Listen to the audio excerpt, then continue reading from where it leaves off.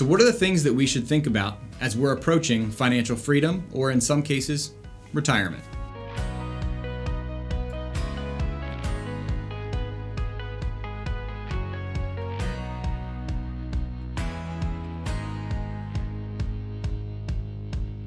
First and foremost, don't wait till the last minute. So many times folks come into our office and they say, I'm going to retire next month. Well, what's done is done. The planning at that point is really in the hands of what the client brings, as opposed to what we're able to do from now until the time that they walk out of work. Planning in advance allows us to understand what a client's spending habits are. It helps us understand what their investment risk is. It helps us understand what they like to do for fun. All of these things truly matter as we get ready to take on the next 25 to 35 years of that person's life without a job. As you plan to be unemployed for the first time in probably 40 years, there's a lot that goes through our minds, not only about money, but also just in general about our mindset. What are we going to do with those extra 40 to 50 to 60 hours a week? Is our spouse going to be able to put up with us for that much time? Are we going to share the same space in the house, or is somebody going to have to find a hobby? These are a lot of the things that people think about as they get ready to walk into that stage of financial freedom. One of the most overlooked things that we see as people get ready to retire is that they don't account for Uncle Sam's bill. Just because you're not working doesn't mean that Uncle Sam doesn't get paid. We still pay taxes throughout retirement. We pay federal taxes as well as state taxes when you live in the state of Delaware. Taxes that we pay come out of our pension, they come out of our Social Security, they come out of the traditional IRA or 401k that we've saved into while we're working, and those are taxes that have to be paid every single year. If you're fortunate enough to retire in your early 60s, then we need to really be mindful, because we may have to pull money from other sources other than just our retirement accounts. In that case, we'll probably be taking money from a brokerage account or maybe a savings account. In those circumstances, when we take money from a brokerage account, we may incur capital gains. Capital gains are directly tied, as of 2022, to what your income rate is. So there's a balancing act there. Okay, when we're working, we have no control. We just earn our income, and then our income taxes are what we are if we're working in a W-2 position for an employer. In that case, our capital gains are also out of our control to some degree. We can control whether or not we sell, but we may not necessarily be able to control what percentage we pay. When we're in retirement, it's a little bit different. Depending on your income bracket, that's going to determine what your capital gains are. Therefore, we may want to manage how much money you take from those retirement accounts, or how much we're earning part-time, in order to fix what we're paying as a capital gain rate from that brokerage account. Ultimately, you have to have enough money in your checking account to be able to do the things that you want to do on a daily basis. Where that money comes from, that's either going to be a carefully crafted plan by yourself, or you should be relying on your financial planner to tell you how to minimize your tax obligation, yet still be able to spend the money that you want out of your checking account. So let's get back to that 40 extra hours a week. We've gotten to the point now, we've been retired for 4 or 5 months. Our spouse has come to terms with the fact that they can't get rid of us for 8 to 10 hours a day, and now we're planning our first big vacation. Well, how much is that vacation going to cost us? And where are we going to take those funds from? Well, what we see is that typically when folks retire and they want to do things, they actually spend more money than they did when they were working. And a vacation is typically the first place where those funds go. So how much do we spend? Do we spend $10,000? Do we spend $20,000? Do we spend $30,000? Is it a big anniversary that is accompanying that retirement trip? Is it a 40-year anniversary trip, a 50-year anniversary trip? We've seen it all. So with that in mind, plan for exactly what you're going to do and when you're going to do it in advance of withdrawing those funds. Don't withdraw first and plan later. Be proactive and figure out exactly what you want to do on that big vacation.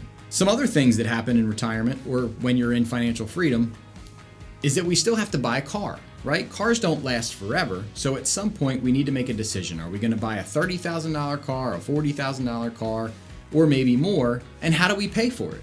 Is it something that we finance, or Is it something that we just buy outright and then don't worry about it for another 10 to 15 years? Every answer for every couple or individual could be very different. Sometimes when you run the numbers, it says buy it in cash. It makes more sense. Other times, depending on how your income comes into you when you're in retirement, it may make sense to finance that with a monthly payment. One other thing that we see is parents like to take care of their kids. And more, what I'm seeing is that parents say, I don't want to wait till I'm not here. I want to be able to take care of them now. So whether that's for college, whether that's for helping them buy their first home, whether it's starting a college fund for a grandchild, heck, it might be spending 2 months or a month closer to a family member or a child to be able to really enjoy them while you have the time. What does this all look like and what planning goes into this? Well, ultimately, just as we did when we bought our first house, it's creating a budget. Liabilities, expenses, spending, they are the single most important item in retirement. First of all, we never pulled the ripcord simply to pull the ripcord. We pulled the ripcord because we knew we were going to be okay. Well, that sense of security needs to translate year after year as you continue to make those financial decisions, because that ripcord pull was based on a certain set of parameters. So make sure that you're proactively planning and spending time doing the things that you want, but we just don't want to go backwards, okay? So that's very important. So that first year of retirement tends to be pretty active. We tend to do a little bit more than we did in the years past. And also, we see that tend to continue for 5, maybe even 10 years, depending on your age and your health. Now, as we start to look ahead beyond that, what happens as we get further into retirement? Well, charitable giving is typically something that comes up, and we talk about what's the best way to do that. It could be just making an annual donation to someone or something that you care about that's a scheduled 501c3 that allows us for a tax deduction. It may be that you just want to give money away and you don't care about the tax deduction. Well, the financial people always say, if you're going to be charitable and you're going to give money away, let's try to get a tax benefit for it. But remember, giving money to who you care about, the charitable institutions, is primary. That tax deduction is always a little bit secondary.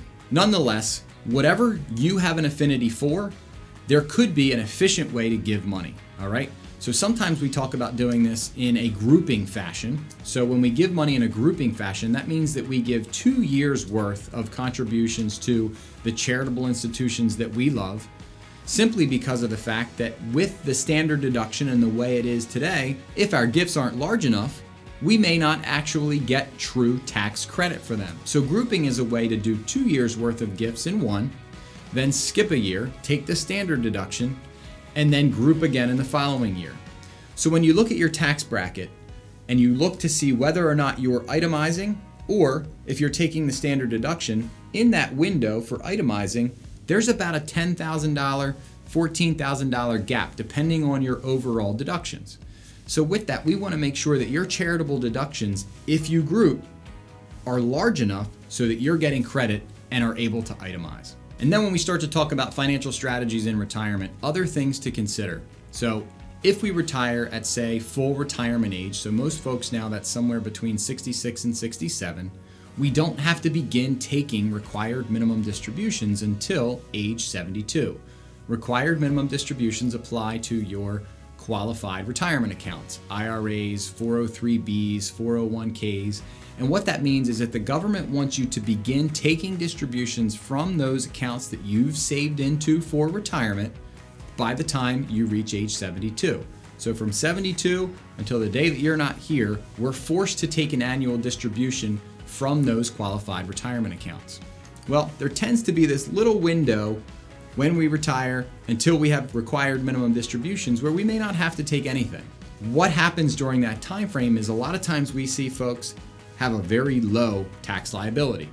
That gives us the opportunity during that trough, that tax trough, to either do Roth conversions or simply just take money from our qualified retirement accounts and put it into a cash account or a brokerage account to use at another time. Whatever you have access to and whatever your situation dictates is what makes the most sense. There is no one size fits all, and I would strongly suggest that you sit down with a certified financial planner practitioner to make the decision that's right for you. Last but not least, don't forget about your state tax liability. There are certain states in which You don't have to pay income tax on the money that you take from your retirement accounts. There are other states in which you still do have to pay income tax at a state level when you take money from your retirement plan. So keep that in mind, because that could be extra money out of your pocket that you're not anticipating or that you may not have accounted for when you begin to take your withdrawals. So always be careful, always double check. I like to say, measure twice, cut once. That way you know that you're in the right spot. Ultimately, having a team, a CPA, certified public accountant, a CFP, certified financial planner, and an attorney that you can lean on and that work together is typically the best way to plan for your future.